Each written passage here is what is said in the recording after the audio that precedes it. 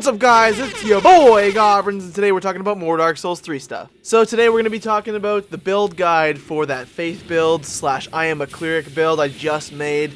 I hope you guys enjoyed that video. I put some time into it, and I really did enjoy that build. And the main reason I wanted to run a pure miracle build is because I see a lot of people in the community just absolutely shitting on miracles and pure caster / faith builds. So I wanted to see if it was actually viable, and after playing it for a while, after reallocating my stat points and everything, I realized that it's actually a really good build, and I think that people are very wrong about how miracle caster builds are completely irrelevant when I've been thoroughly enjoying it and destroying things in both PvP and PvE. The build's a little tricky to get used to at first, but once you get the hang of it, it really starts to flesh out, and you kind of get the idea of how the playstyle works for it, both in PvP and PvE, which can feel a little bit different. PvE, generally you're just going to be tossing sunlight spears at everything. PvP, you have a couple more options within your ability to, of course, take on more complicated enemies. So we're going to start with the stats. We got 15 Vigor, 40 Attunement, 15 Endurance, 10 Vitality, 12 Strength, 15 Dexterity, 20 Intelligence, 60 Faith, and 7 Luck, all at soul level 105. So unfortunately, this is my last rebirth on this playthrough, and the only reason I have 20 Intelligence is because I really wanted to test out that Archdeacon Staff, and I have yet to actually try it out because I can't seem to get it, because the auto-summon covenants are still pretty broken, and I seem to never get summoned. So me thinking I could get that Archdeacon Staff was like, oh, I'll put 20 points into intelligence so I could try the staff out later on and run some tests and everything with my final rebirth, which was probably not the greatest idea. Now, another thing that somebody pointed out is that I'm running an attunement ring, which we'll get into in a little bit here. And if I had access to the Dark Moon ring, that would grant me 2 attunement slots. Now, with this build, you do want a lot of attunement because a lot of your offensive miracles do take up 2 attunement slots, which is unfortunate, but you will need them. It's important utility to actually have.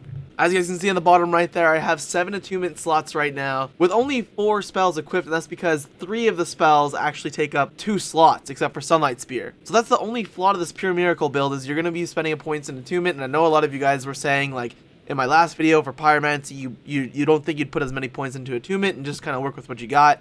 Whereas this one, you will definitely need those points. And that's why my attunement's so high. Also, as you guys know, I play with very little health. It's because I'm just kind of used to it. If I'm going to get hit, I'm going to get hit and I'm probably going to die. But honestly, I could have put those last 20 intelligence points into something else to give me survivability. And if I do take this build to 120, which I probably will, then I could also put that into like Endurance, Vigor, Vitality, all that good stuff as well. And you only want to cap your faith at 60 because that is the soft cap for miracle casting and damage. That is the top tier damage output you're going to get, is at faith 60 for casting offensive miracles. So let's talk about the equipment now. So I've got Yorshka's Chime plus 10 and Sunlight Talisman plus 10, and they both have their own particular weapon skills that are actually unique to this build, in which you're going to want both at plus 10 if you're running this build. As you guys can see here, Yorshka's Chime gives you regenerating health. So it's really helpful if you have low vigor like myself or low health stats like myself. Because if you're anything like me, you'll be putting most of your Estus into Ashen Estus so you can keep casting things. And having that regenerating health will save you on the regular Estus so you can have more Ashen Estus. Now the Sunlight Talisman is in my offhand because its weapon skill is Unfaltering Prayer. Now what this does is every time I cast something, I cannot be staggered. So as I'm casting it, I can finish my cast and actually put shit down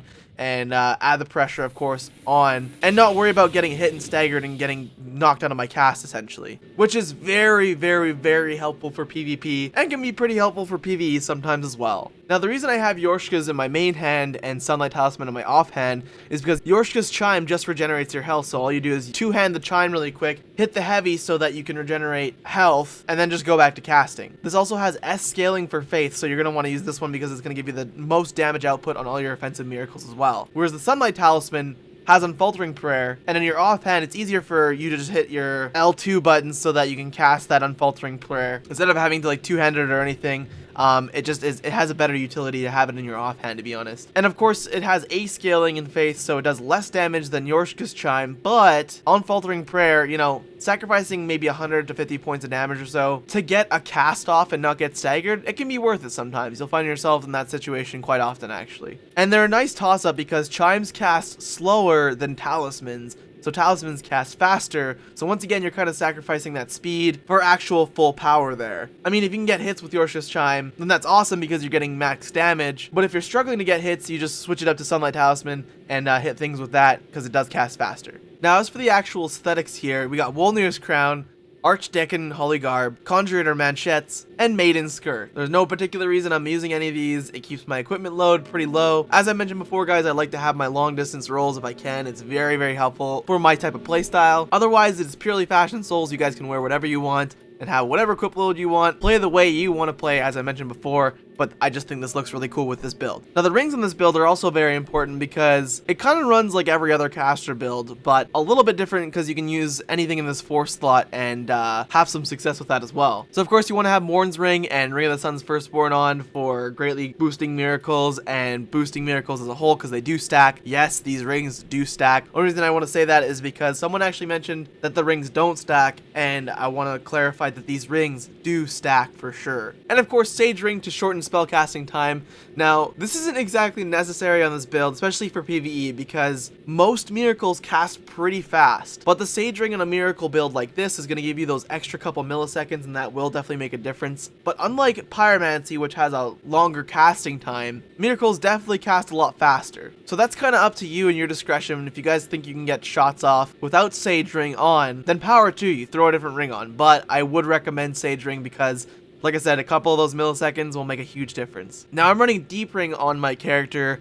This is what I was talking about before with Attunement and everything. If you have the Dark Moon Ring, you could wear the Dark Moon Ring instead, get 2 Attunement slots, and even take out 10 points of Attunement because of the extra Attunement slot that the Dark Moon Ring gives you. Now, unfortunately, I didn't get the Dark Moon Ring because I've already killed Yorshka, and of course, Blue Bros just wasn't working for me, so I was like, whatever, YOLO. So if you want the extra Attunement and you have Dark Moon Ring, definitely use that instead of like the Deep Ring or the Saint's Ring.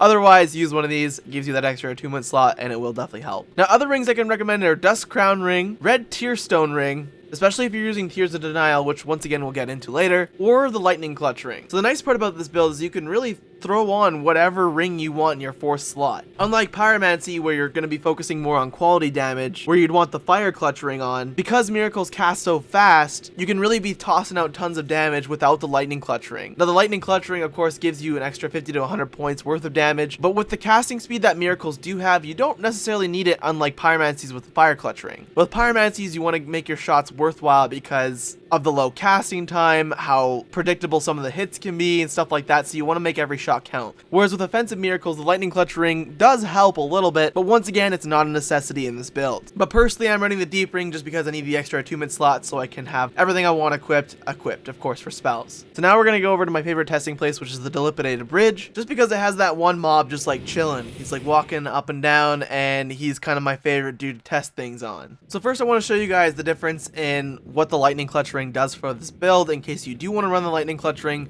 Once again, it's not necessary, but if you do want to run it, this will give you a general idea. So without the Lightning Clutch Ring, I hit for 793, as you guys can see there. And with the Lightning Clutch Ring, I hit for 912. So quite the difference in damage, and if you think that extra 100 or so points is worthwhile, then throw in the Lightning Clutch Ring because it is helpful, but it really depends on how you're playing and how heavy you want to hit. So now we're going to go through the miracles that you're going to want to be casting, and I'm going to completely ignore healing miracles because we're not going to really use these in this build because it is an offensive miracle faith build. You want to be offensive, but you also want to be a caster casting miracles. So the first one here we're going to look at is Force. It doesn't really do much, but of course push your enemies away. As you guys can see, it's just kind of one of those. And if you're going to use it, you probably want to run it with Unfaltering Prayer, but this guy doesn't really do anything except for stagger your opponents.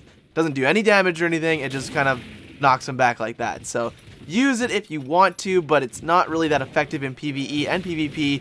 But if you're blasting someone off like an edge or something like that, maybe, but it mostly just staggers them. So as far as offensive miracles go, probably not recommended. You're probably not going to use this, but maybe it's situational. I don't know. So now we're going to get into Emit Force, which does physical damage. Doesn't actually scale off any sort of lightning or anything, but you know, it does do some damage, unlike its counterpart, which is just regular force. But it's just a matter of hitting it. The problem with this guy is that it has a slower cast time, and there's not really a time and place you're going to use it in PvP. I remember I tried to run this in PvP a little bit, and it wasn't really working out for me, so, I mean, maybe it works better for you guys, but I would not personally run Emit Force in my PvP build. Might be more effective in PvE, I don't know. Once again, it does do physical damage versus lightning damage, so maybe something's more weak to physical than lightning at the time or something like that, which, I mean, everything in the game is pretty much weak to lightning, then, you know, I don't know, man, maybe maybe if there's like a time and a place that happens. I don't know. Next up is Wrath of the Gods, which is a great miracle to be casting. It's very offensive. Seriously knocks knocks people back, but has a very slow cast time. If you can get this off in PvP, kudos to you. Otherwise, you're going to be tagging a lot of people around corners, and that's probably what you're going to be using it more for. Or even just like throwing people off elevators or bridges or whatever else, because it does emit a huge force. It's like a big force, essentially. Remember that dinky ass spell we just looked at? Check this is a lot different. This is like, it was like boom! 749 physical damage, as I'm pretty sure that's what it deals. Now, using this in PvP, though, I noticed that it's very easy to dodge. A lot of people can just jump away from this, and a lot of people do just jump away from it because they can see you're loading up a Wrath of the Gods. That being said, it might not be so effective. I'd say if you're going to use it, swap it out for Lightning Stake, which we'll get into soon. Now, next up's your regular old Lightning Spear. Nothing crazy about it, just a fancy old Lightning Spear. It's the first spear you get in the game. Has a pretty quick casting time. Can be pretty quick, and it's good on the FP consumption. You wouldn't really use this in PvP or PvE once you have like Sunlight Spear or Great Lightning Spear, just because, you know, those are way better and they hit a lot harder. So this is like more so an early game spell. You're not going to really use it for right now when you're in late game. But, you know, it does have very low FP consumption, so if you kind of just need, you know, a couple spears here and there, and you're making like a hybrid build, it's probably pretty helpful. Now, next up is Great Lightning Spear, which is just a bigger lightning spear. So hits for more, it's a little bit bigger, does more damage, so hit him for 548, as you can see there. But once again, once you get Sunlight Spear, you're probably not going to use this guy anymore unless you're being very cautious on FP consumption or you have low FP. Otherwise, just use Sunlight Spear. Oh, damn. Okay. Give me a minute. I gotta go kick some ass. Of course, the game auto-summons me when I'm testing shit out and I'm not wearing the spells I want to wear. And now onto the Sunlight Spear, which is the best spear to have. It just does so much damage. Once again, 793 on that one dude, and it casts so fast. It's got like pretty much the same cast time as the regular Lightning Spear and the Great Lightning Spear, and it hits for a lot of damage. The closer you are to someone, the more damage you hit for. Now, the cool part about this too is the closer you hit like an enemy or something like that, it kind of summons like this second spear that like shoots downwards, and it does even more damage than the regular Sunlight Spear in itself. So if you can get Sunlight Spear shots off while you're up close with someone, it definitely is noticeable for damage. It's very noticeable. This is like the best utility you have right here. It's your Sunlight Spears. Now, as I mentioned before, they are very FP consuming, but if you're willing to sacrifice some regular Estus for Ashen Estus, or of course have some rings that make FP costs a little bit lower, then it's worth it. Sunlight Spears are high damage, fast output. You're going to want to use them. It's my best utility. It really is. Next up, we've got Lightning Stake, which is kind of another utility that you're going to use. It's a very scary looking miracle because it's got this massive thunderbolt that shoots out of it, and anyone within that lightning spire that comes out of that thing just gets wrecked. It gets absolutely dominated. Now, on top of that, Lightning Stake is also really cool because it really adds on the pressure. So whether or not you hit the person with the spire, it does like a slight bit of AoE damage, which once again, people are really concerned about not getting hit by that. It definitely makes a huge difference. Now, it's best cast with Unfaltering Prayer, of course, so you can take any sort of damage that comes your way while you are casting it.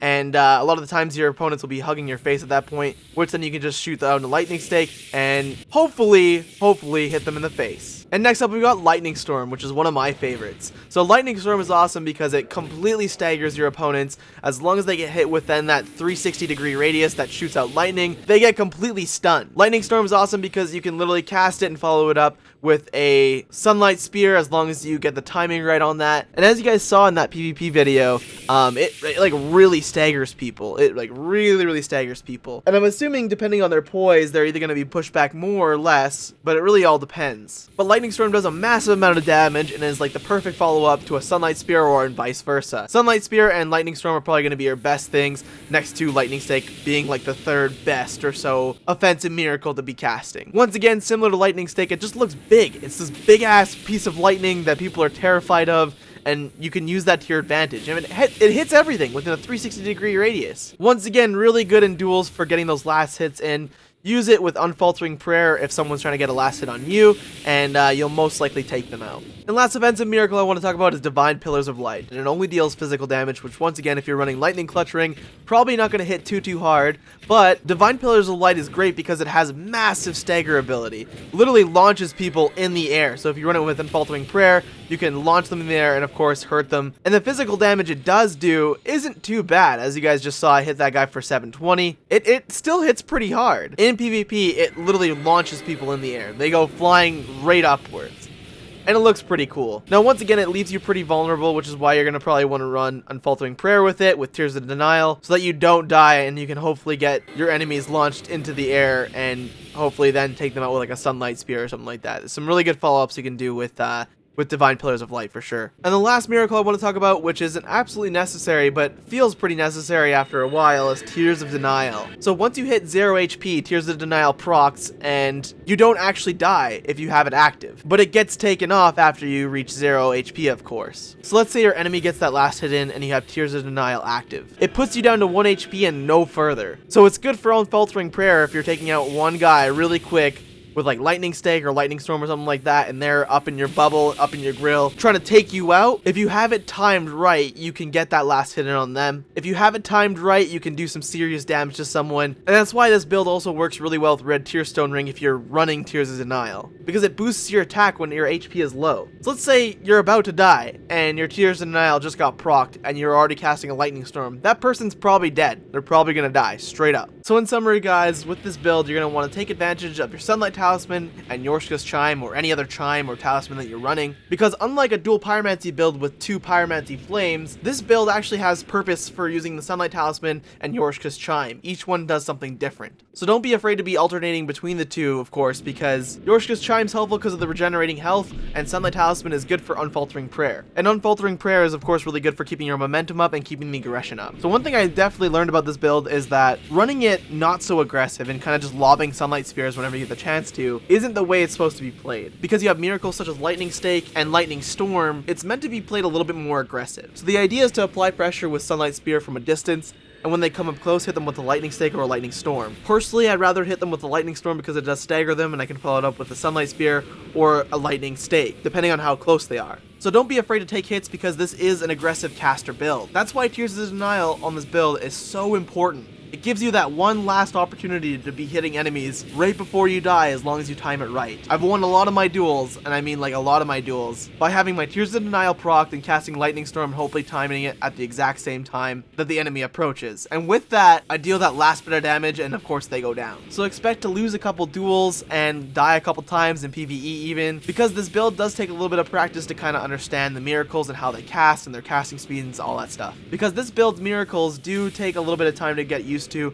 and understand how they cast, what their casting speed is, and how hard they all hit essentially. It just takes that extra bit of time. I see a lot of people once again saying that pure faith builds, pure miracle builds are totally unviable, but they are viable. You just have to spend the time in understanding what the build actually means and how you can take out your opponents with this build. Because right now I'm having a blast with it and I'm doing pretty good in PvE and PvP. And that's all I have to talk about for today, guys. As I always say, drop a like for your boy, Goblins. And I'll be back here with more Dark Souls content or Overwatch content. Really depends on what I'm playing for later on. But I did promise a build guide like I did in my last video, and I'm just following up with that right now. If you guys want to contribute or if you have any questions or anything on the build, please drop a comment and I'll try and reply to you as soon as possible. But otherwise, get out there and try casting some miracles. It's a lot of fun. So with that being said, take it easy, have a general good, and I'll see you guys then.